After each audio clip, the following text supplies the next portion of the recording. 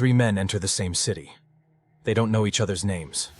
They don't know who's hunting tonight. But they all feel it. That pressure, that instinct. By morning, only one of them will still be breathing. This isn't a fight about skill. It's a collision of philosophies. And when those collide, someone always dies. First, there's John Wick. John Wick doesn't stalk prey. He advances. Once Wick commits, the fight has already begun. He doesn't retreat. He doesn't hesitate.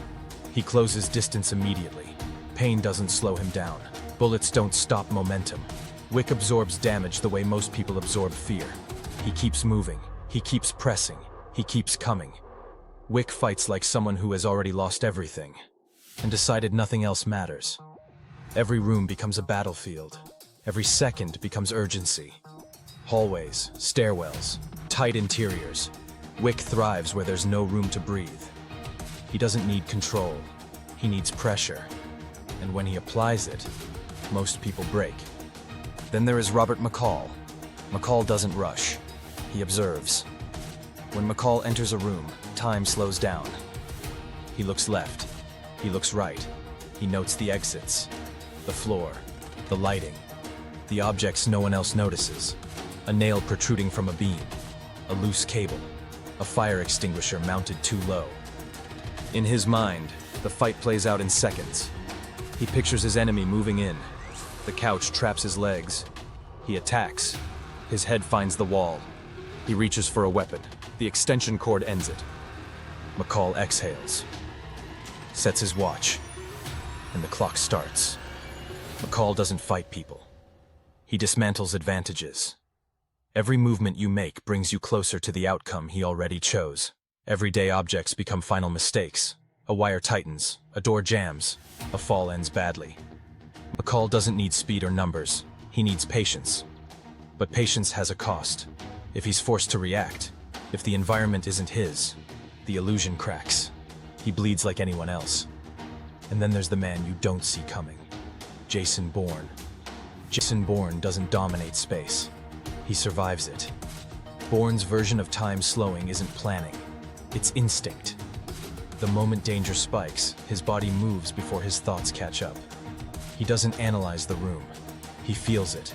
Angles, weight, distance. He notices exits while walking past them. He clocks reflections. He memorizes layouts without trying. If the fight turns ugly, Bourne disengages. If the plan fails, he abandons it. Bourne doesn't win by force. He wins by refusing to lose. He doesn't stay to prove anything. He stays alive. Now put them together. No allies, no backup, no cinematic timing. Just instinct. Colliding at full speed. The first shots come fast. Wick moves first. He always does. Gunfire erupts. Glass shatters. People scatter. Wick pushes forward through chaos, soaking hits, firing on instinct. He closes distance with terrifying certainty.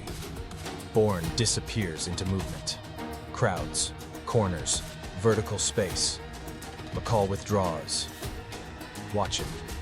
If this fight stayed loud, Wick would win. And for a moment, it does. The lights go out. McCall is on the move. Power dies. Sound changes. Footsteps echo differently. Wick keeps advancing. Wounded, but relentless. He's bleeding now. But he doesn't slow down. McCall's watch ticks. Wick storms into a space McCall already solved. The savant attack hits hard, brutal, surgical. Wick is thrown, cut, slammed. For a moment, it looks over. But Wick gets up, barely, bloodied, broken, still standing. Because Wick doesn't stop when he should. He walks away from something that would have killed anyone else. And that changes everything. McCall recalculates, thinking to himself that wasn't supposed to happen. Wick presses again. Not clean, not graceful, just unstoppable. McCall takes damage now. Real damage. The plan fractures. Above them, Bourne watches. He doesn't intervene. Not yet. He tracks patterns. He waits for exhaustion. He waits for mistakes. He waits for silence. Wick and McCall collide again. Close, violent, desperate, furniture shatters. Weapons drop. Both men are running on fumes. Neither disengages. That's the mistake. Bourne enters, always strategically late. One clean move. One efficient strike. McCall falls first. Not because he was weaker, but because his attention was split for the first time. Wick turns instantly. Fires. Misses. Fires again. Bourne is already gone. Days pass. Wick survives. Barely. He recovers the way Wick always does. Scars added. Nothing learned. He hunts again. Because that's all he knows. Bourne knows this. He plans for it. The final moment isn't loud. It's quiet. Wick steps into a space that feels wrong. Too still. Too empty. His instincts flare a second too late. Bourne was never in front of him. One final shot. Efficient. Unemotional. Wick falls. So who wins? Not the strongest. Not the toughest. Not the most violent. The one who adapts. John Wick dominates chaos. Robert McCall dominates preparation. But Jason Bourne dominates survival. Because when plans collapse, when bodies fail, when violence spirals out of control, the man who knows when to disappear is the man who lives. And that's the difference between a weapon and a ghost.